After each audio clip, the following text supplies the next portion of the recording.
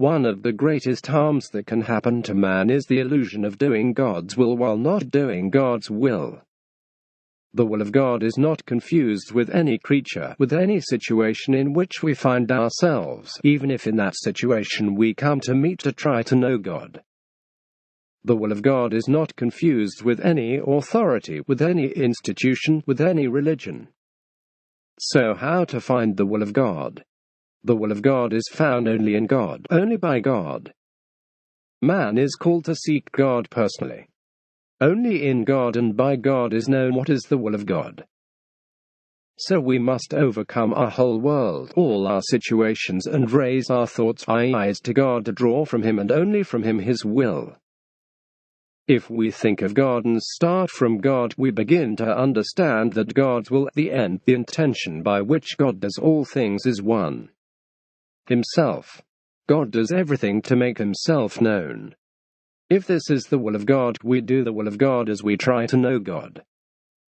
But we can understand this only if we start from God, because if we start from the situations of the world, we begin to say that it is God's will what is good, what is just, and we confuse all things. For one thing can be just and it can also be unjust. And we in the thought of ourselves create a situation for which there is good and evil, there is just and unjust, and there we begin to say that it is God's will this or that. No, you have to start to God if you want to understand what God's will is. And if you start from God, because God alone is, He alone is the Creator, then you understand that all things that God does, He does them only by Himself. He can't do it for anyone else, because only He is. The Absolute cannot have a relative will, and only God Himself is absolute.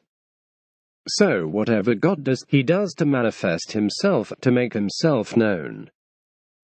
So here we have the revelation of the will of God, and we have said that if this is the will of God, if we want to do the will of God, we must try to know God. But here arises the problem of how to know God.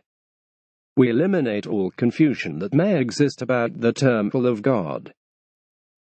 So we can no longer call will of God the situations in which we find ourselves, or the will of creatures, on the search to please creatures.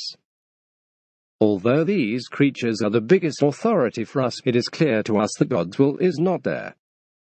Purifying the field of all these confusing notions, we come to specify that the will of God is one and that we have all been created only for this: to know God.